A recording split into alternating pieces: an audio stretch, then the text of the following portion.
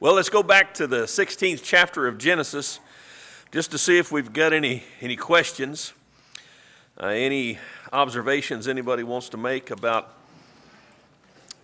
Sarah's plan for Abraham to have a child with Hagar. That was her idea, and he went along with it. So Ishmael was born, and several nations came from Ishmael that God made into mighty nations. And some of those nations fought with Israel. They were at odds with each other for some time and at great depth. So that's what came of all that. But I want you to notice in verse 16 of chapter 16, it says Abram, at this point still Abram, was 86 years old when Hagar bore Ishmael to him. Now, why is that significant, or is it significant in your eyes, in your estimation? When will Abraham have Isaac as his son? At what age will Isaac be born? He'll be 100. So if Ishmael is born when he's 86, how old will Ishmael be when Isaac is born? And there you have your question answered. He'll be 14. So that's the age difference between those two young men. Ishmael will be 14 when Isaac is born. He'll stay 14 years older than him for the rest of their days. It's not like me and Debbie. Sometimes she's 6 years older than me, and sometimes she's 5 years old. I mean, younger. Whew, we're going to get that right. I'm going to get in real bad trouble. Yeah, she'll know about it before long. Frank knows it's going to get out when it's too late. You've said it. Yeah, really. Well, at least that can be said. So anyway, have fond memories of me at the funeral. So, where was I? What was I talking about? Abraham being 86 when Ishmael was born and being 100 when Isaac was born. So I wanted you to see that so you'd understand that age difference between those boys. Now we're going to go into chapter 17, but we won't start right at the beginning of chapter 17. We're going to start at verse 9. So I need two readers to get us started this morning. I need somebody for verses 9 to 14. He wants to read that. Genesis. All right, Jacob's got it. 9 to 14 and then 23 to 27. Who wants to read? Everybody's looking to see what big funny names there are in there. Anybody got that? I'll read it. Okay, Laura will read it. Excellent. Chapter 17, first 9 through 14, and then 23 to 27. Go ahead, Jacob.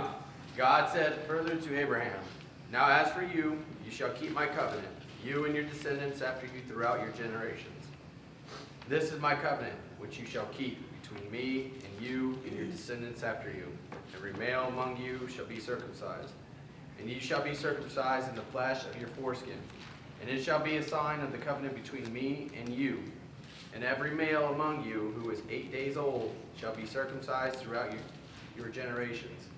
A servant who is born in the house or who is bought with money from any foreigner who is not of your descendants. A servant who is born in your house or who is bought with your money shall surely be circumcised. Thus shall my covenant be in your flesh for an everlasting covenant. But an uncircumcised male who is not circumcised in the flesh of his foreskin, that person shall be cut off from his people. He has broken my covenant." Then Abraham took Ishmael his son, and all the servants who were born in his house, and all who were bought with his money, every male among the men of Abraham's household, and circumcised the flesh of their foreskin in the very same day, as God had said to him. Now Abraham was 99 years old when he was circumcised in the flesh of his foreskin. And Ishmael his son was 13 years old when he was circumcised in the flesh of his foreskin. In the very same day Abraham was circumcised, and Ishmael his son. All the men of his household who were born in the house or bought with money from a foreigner were circumcised with him. The covenant of circumcision. And actually, it's not a covenant of circumcision, it's a covenant, and this circumcision is a sign of that covenant between The Israelites are the descendants of Abram and God. And how far out is the law? Hundreds of years. It won't be for hundreds of years. How long will Abram's people be in bondage in Egypt? 400 years. So it's going to be 400 years plus. And then when they come out, they'll go to Sinai. God will give Moses the covenant, the old covenant, the Jewish covenant. And in that covenant will be included circumcision. But this is where it begins, right here. The covenant of God with Abram is marked by this circumcision. Very personal, obviously, but a lasting remark. Now, in Colossians, I want to go to Colossians because you'll hear from time to time somebody say that baptism is the New Testament circumcision, but that teaching per se is not necessarily in the New Testament. There are similarities, and Paul brings one of those out, some of those out here in Colossians chapter 2. This is what he says in Colossians chapter 2, verse 8. See to it that no one takes you captive through philosophy and empty deception, according to the tradition of men, according to the elementary principles of the world, rather than according to Christ.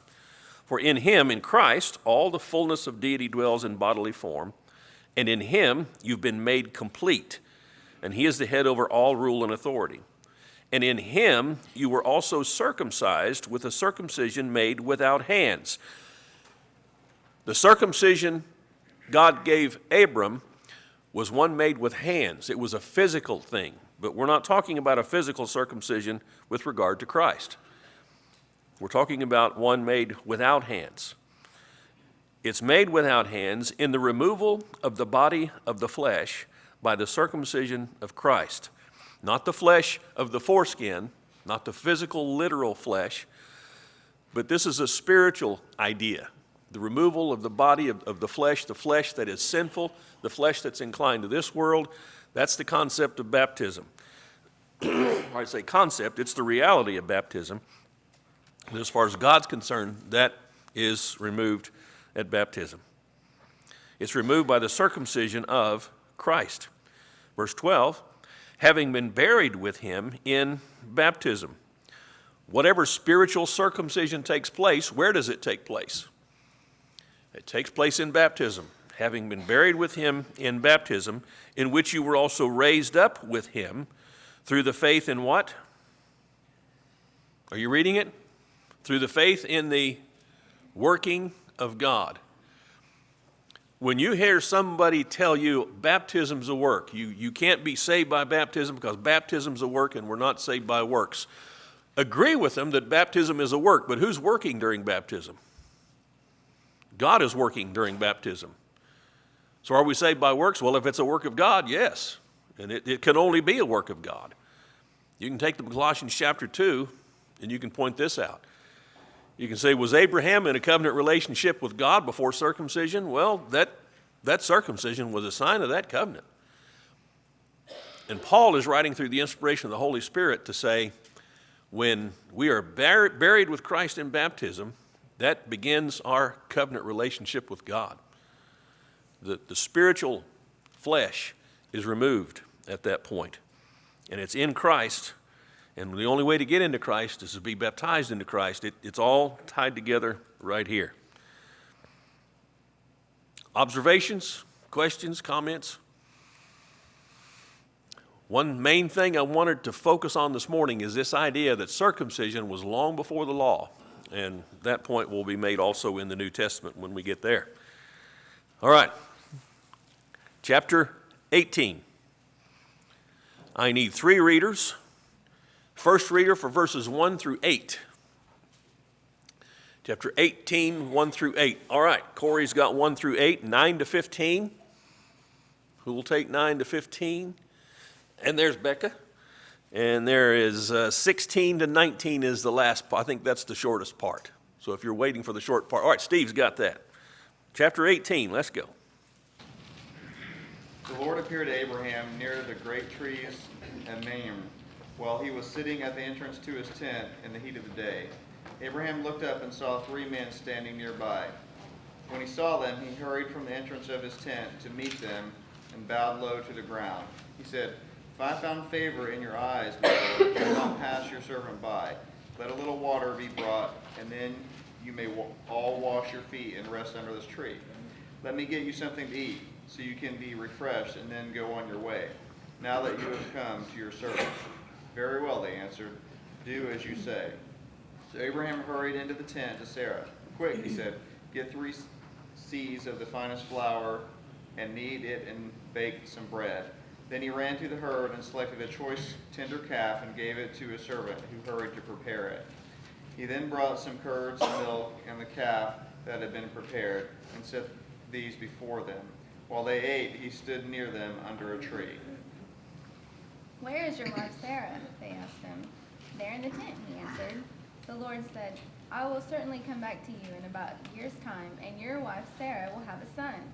Now Sarah was listening at the entrance of the tent behind him.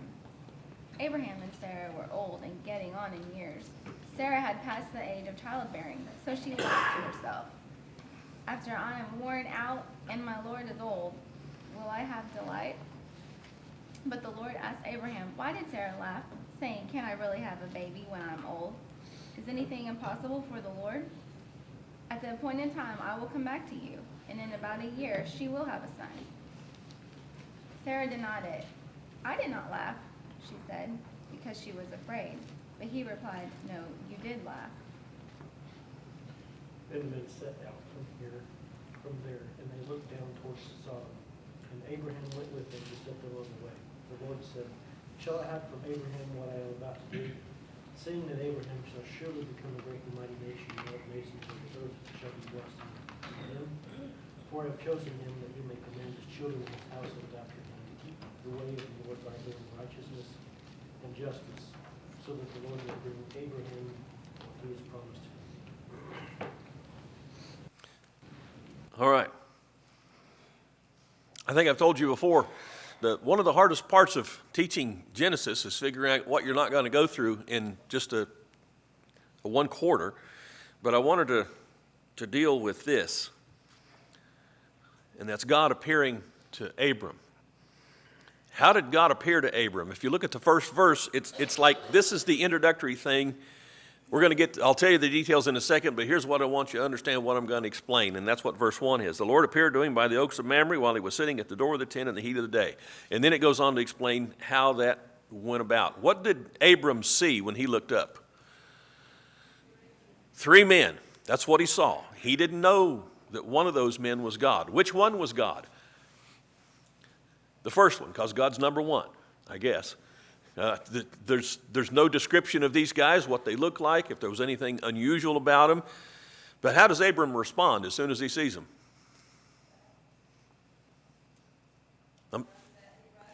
Yes, runs out to him, bows down, and says what?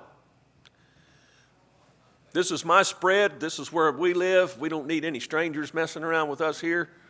Y'all go on your way. There's water over there. Get you some and go." He says, "Please, come in, sit down. Let me provide hospitality for you and make a few snacks." What's he do? He kills a calf, and he has Sarah provide a lot of bread. The measurements, if you look up the measurements, you're going to find out, I think it's like 1.5 bushels of wheat she's going to prepare.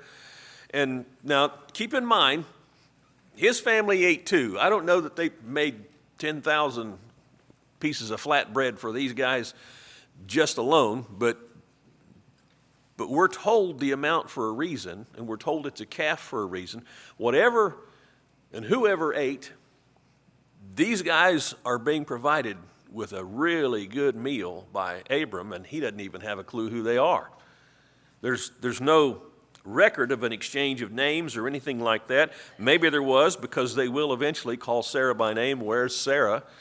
If they hadn't exchanged names, wouldn't that be a wake-up call? These 3 strangers show up, and if you haven't had an exchange of names and they ask about your wife by name, what's going on here? You guys with the IRS? No, we just work for Facebook. So anyway, it's all very interesting. But here's a question Doesn't really jump out at us from the text. And I'm not saying I have the answer for this, but where does Abram get his sense of hospitality and his goodness and his courage to invite these strangers into his encampment and to feed them? Where does he, how would you describe these things that he's doing?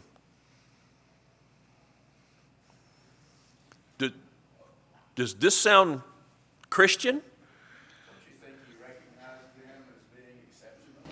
Because he bowed down. I don't think he would bow down to To everyone. just anybody, yeah. That's true. That's a question, yes. But was that typical? Same thing. Yes. When the strangers come into Sodom and Gomorrah, by the way, who are those strangers? There are two of these guys, but apparently, since there's two, the guys that come into Sodom and Gomorrah are angels, and Ron has excellently pointed out that Lot does the same thing. Here's what I'm thinking about this, and I can't prove it, but I know you and I, we have the blessing of having a relationship with God through information that He's given us about Himself and about His Son and about how He wants us to live. I don't know how they got it, but I believe that these folks had the same kind of revelation from God. I think they knew from God how to behave, how to have faith. Abraham had faith. Where'd he get that faith?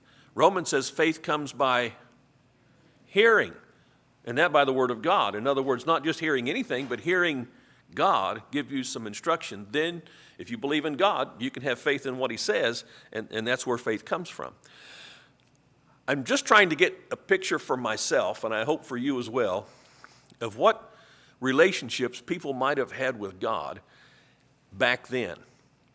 For whatever reason, Abraham was being as hospitable as he could possibly have been, and in this behavior, I see godliness, I see Christ-likeness. He's not a Christian, but he's a godly man. He's got faith. He's got this kind of courage. I don't know why people of that day would have had this kind of thought process to behave towards anybody unless God was involved. When God is not involved, we tend to be much less like this. Now, this is all speculation on my part, but I just got to wonder. Somebody have something? Sojourn, as he journeys through this land that God's going to give his inhabitants. And after he takes off out here, this is after Kedar, and then of course Melchizedek meets him Right. and says, Lord of heaven and of earth, that Abraham recognized in the region. Mm-hmm. He's recognized, and he knows that he has this relationship for God to protect him. He just has such a deep faith, and nothing's written down yet. Right, as far as we know. Yeah, God is a patriarchal age, and God has walked with these people and communicate with the heads of the household as we observe it in the Bible. So you know that, like you said, there's something there. Not exactly what, we don't know, but he's heard from God. God's talked to him. He recognizes God, and then here comes three people.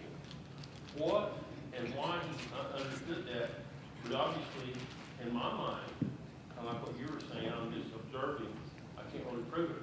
He knows it's that. And so I don't know how to explain it because I wasn't there.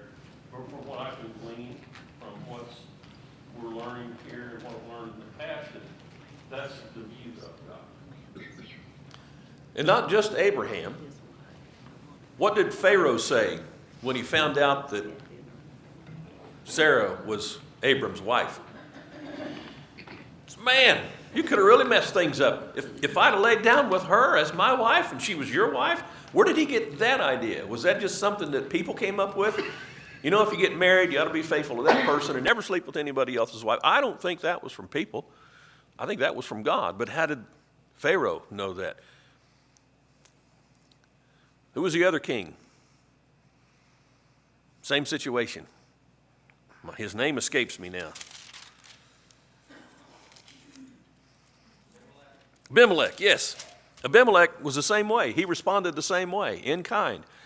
Hey, she's your wife. You take her and go. I'm not going to take another man's wife. There was a code of honor and behavior and morality that people understood.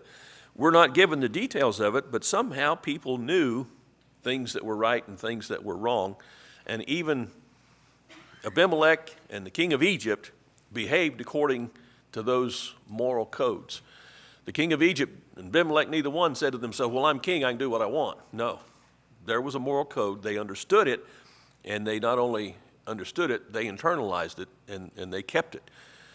So there was some kind, I believe, of information from God about how to behave. Yes? So by that, we know that there was knowledge of that because Melchizedek was the priest. Right. There had to be, I don't know how it got there, but it was established somehow. It was established somehow. And who was Moses' father-in-law? His name was Jethro. Yeah, he was a priest. He was a priest of Midian, but a priest of God. He wasn't a idolatrous Midianite priest. No. Now, there were some of those, but not Jethro. He was a priest of God, but he was a Midianite priest. So there were priests in the day. I'm sorry? Well, I don't know that Jethro was after the order of Melchizedek, but Melchizedek is used as a type of Christ.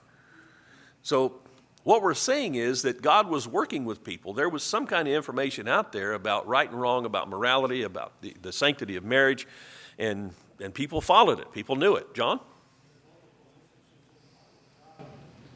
It's saying that God gave people certain knowledge to begin with. I mean, Adam was programmed from the very beginning to have all the characteristics, knowledge, the whole 9 yards. So that could be, down the line, there's just some things. If you're a guy, you're pre-programmed for this. Women are pre-programmed for that. I don't care how good a doctor's and insurance you got, you're still going to be a guy and think certain. You're programmed, period. Same thing could be there. Right. There's just something in a program that you have, regardless. It's a possibility. We know some things, I would say instinctively, and it's hard to put a finger on. Even little kids.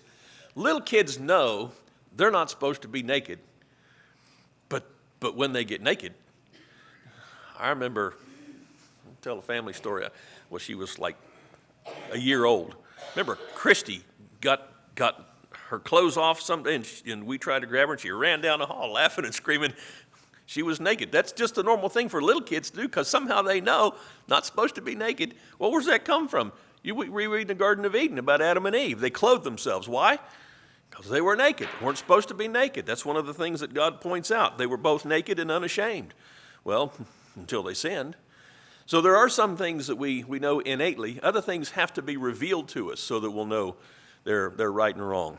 But even Noah, why was Noah chosen out of all other people on the earth? Because he was a righteous man. By what standard was he righteous? How did he know to be righteous? Did he just get up one day and decide, here's the code I'm going to live by? I don't think so. I believe there were things revealed to people that they knew were from God, and that's how Noah behaved, because he was a man of faith. And once again, you don't get faith by coming up with it on your own. You get faith by hearing, and that by the word of God. So all these things point to a relationship that God had with people where he was somehow or another communicating a moral code and what righteousness is and what goodness is. And these are things that people lived by and they knew were right and from God.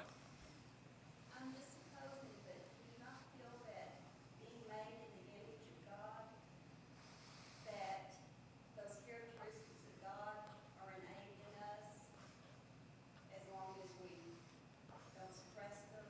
Or, I mean, these people, I'm just thinking, man was made in the image of God. Right.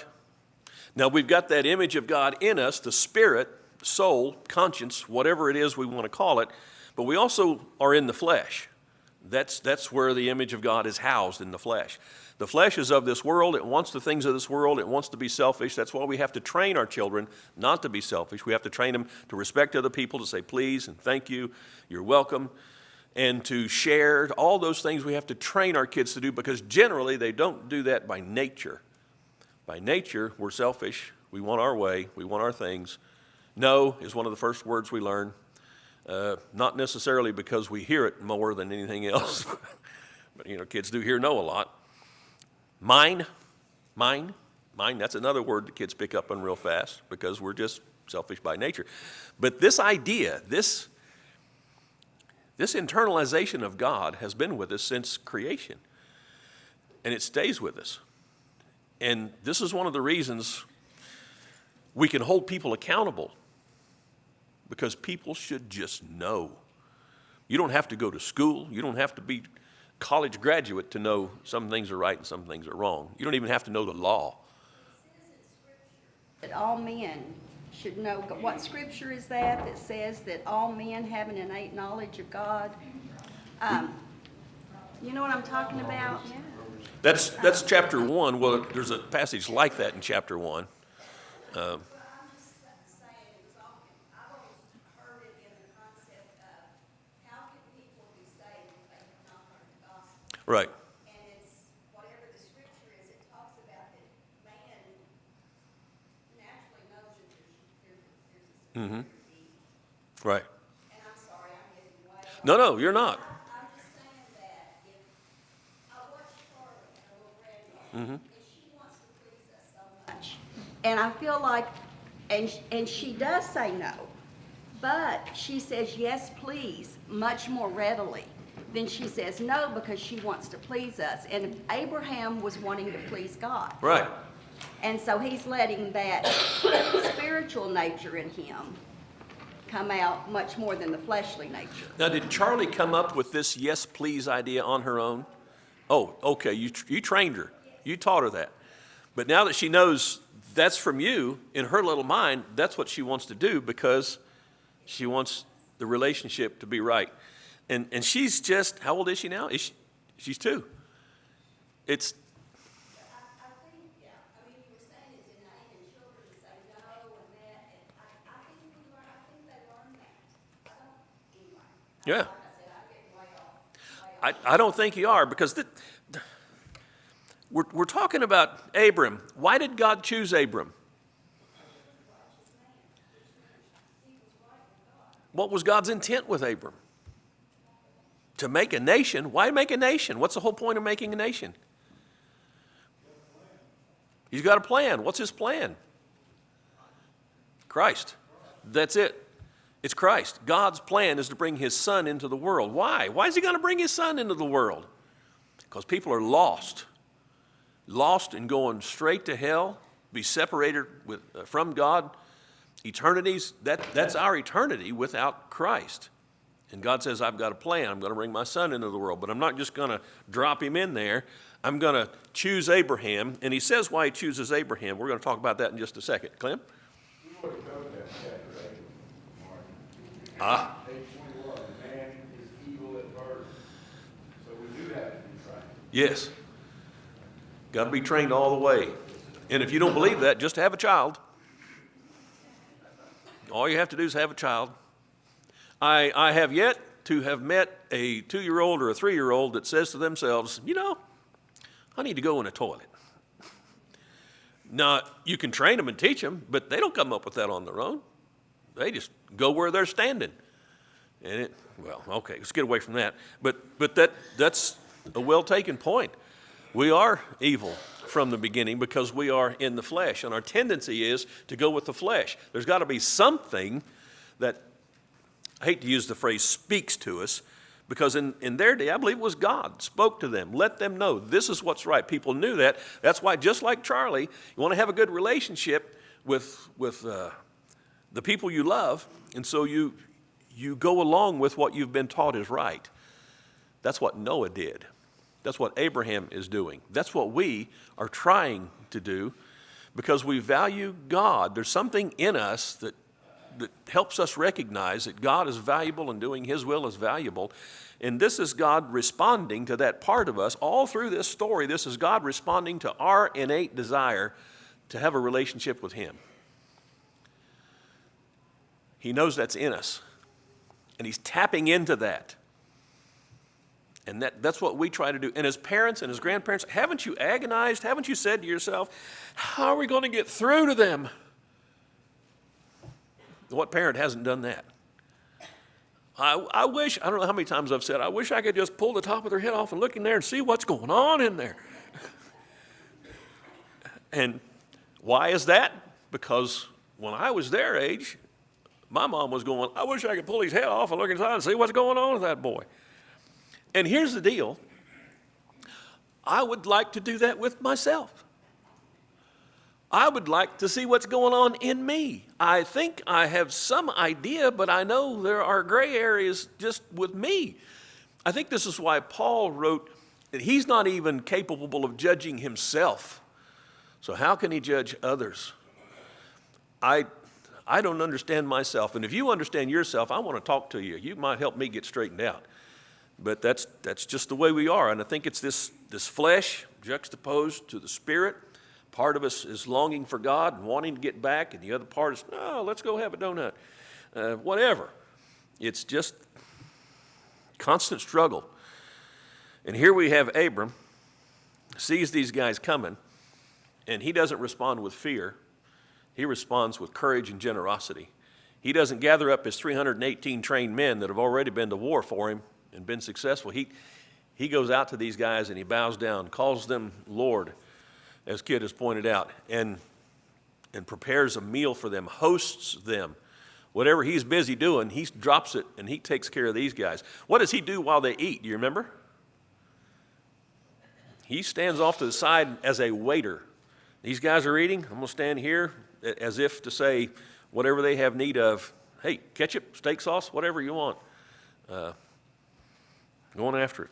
Just like, you know, in a restaurant, you get a good waiter, man, that's something to be glad of. You have a number of men in the scriptures who are described as men after God's own heart. Yes. That is spiritual men as opposed to fleshly. Absolutely. That's what sets Noah apart, that's what sets Abraham apart. Exactly. And all those guys were perfect, right? Yeah. No.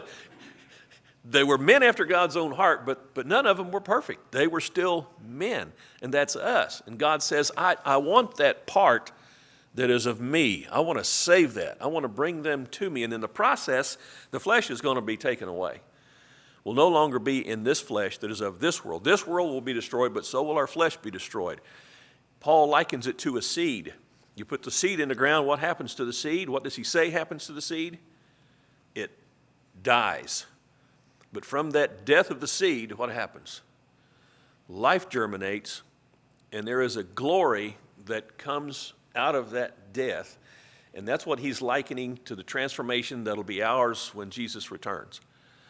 This flesh is going to die, but this flesh is the seed that will bring forth some kind of a body for me that'll be glorious. Same for you. And you have to have wondered, like I, what am I going to look like in glory? How old will I appear? And will I only appear a certain age to me? Will somebody else look at me and see a different age? There's no clue about all that. It's like God knows you can't even comprehend how great it's going to be. So I'm not going to waste time in the Bible trying to explain it to you. To me, it's like the story about the guy who goes to visit a friend, and they're sitting inside the cabin and the door's locked. And before long, you hear scratching at the door. What's that? Well, he opens the door, and it's his dog. He's followed him, and he wants to come in. And he says, now, this is the way it is between us and God. This dog followed me. He didn't know what was in this cabin. It could have been something horrible, but he knew his master was in there, and he wanted in there. And that's the way it is with us and God. I don't know what heaven's going to be like, but I know God's going to be there. And if God's there, that's all I need to know. I know that's the way you think, too. That's why you're here. Well, there's a wonder, I've wondered about it for years and years and years. God sent his son here and us, the people, killed him. What would happen if God came himself amongst men today on the earth? Would they treat him the same way as they did his son? Yes. Yeah. What did Jesus say about his disciples? It's a good question. if they've called the master of the house Beelzebub, look out, it's coming to you too. That's essentially what Jesus said. Now think about that, and then think about what Abraham is about to do. These guys promise him that he's going to have a child. Sarah responds how? She hears it, she laughs, and they say, oh, why did Sarah laugh? Oh, I didn't laugh. Yeah, you did. So she's a liar too, is she? But how many of us have done exactly the same thing? Oh, no, you say something and somebody overhears that you weren't supposed to overhear it. What? Did you say that? No. Our first response is to cover up things, and that's what she was. Anyway, but that's what he's promising. But when God leaves, this is what he says to Abram, verse 19. Says about Abram, I've chosen him, chapter 18, verse 19, so that he may command his children and his household after him to keep the way of the Lord by doing righteousness and justice, so that the Lord may bring upon Abraham what he has spoken about him. Here's the question, how is Abraham going to command his children to keep the way of the Lord if he doesn't know the way of the Lord? How's he going to command? Oh, come on. How's he going to command them to do righteousness and justice if he doesn't know what righteousness and justice are? It's not up in the air for Abraham. He knows, and God is saying, well, here's what he's not saying. He's not saying, I've chosen Abraham because he's a righteous man. We know that was part of it, but that's not what he's saying here. What he's saying here is, I've chosen him so that what? Because I want to make sure that he passes this on. That's why he's choosing Abraham. I think that's a major point we need to remember. God is choosing Abraham so that. Why does God choose us? So that, like Paul wrote, teach the things I've taught you, Timothy, to faithful men, so they'll be able to do what? Teach others also, to perpetuate this righteousness, to perpetuate justice, to perpetuate godliness. Keep it going. And then we'll get into this next week, but it ties in with the very thing we've been talking about all morning. Why is God going to Sodom and Gomorrah? To destroy it. What's Abraham's response? Good, Lord, they deserve it. Burn them to the ground, those wretched, no good. Is that his response? He says, Lord, you really going to destroy that town? What if I can find 50 righteous people? That's where he starts. And then how's he get down to? If I can just find 10, and I know I've said it before, I just think it's so neat. All the time Abram is working God down to 10. Does God know how many righteous people there are in Sodom? He knows the whole time. He doesn't wave him off. Abraham, I have to listen. They're not going to be there. He says, yeah. It's as if God is a proud father, seeing his own attributes of love and mercy and graciousness in his son. He said, that's my boy. He's working me now. He's trying to save these people. I'm going to let him go. I'm going to let him go until he gets down to the last measure. And then, oh, great, if I find 10. And, of course, he doesn't find 10. But he knew all along he wasn't going to find 10. But he didn't stop Abram. So when I read this about Abram, I think, well, am I doing this? Am I actively engaged in bargaining with God for people's souls? Trying to find somebody that'll study with me, trying to find somebody I can influence for good, trying to find somebody I can snatch out of the fire? Am I so wrapped up in my own life that I'm not worried about people that I know God's going to destroy if something doesn't change? Wow. There's a lot of stuff in here for me. I don't know about you, but there's a lot of stuff in here for me. So, got to conclude class. Jacob's about to press that magic buzzer. Thank you for being here. Lord bless you for it, and hope to see you next week.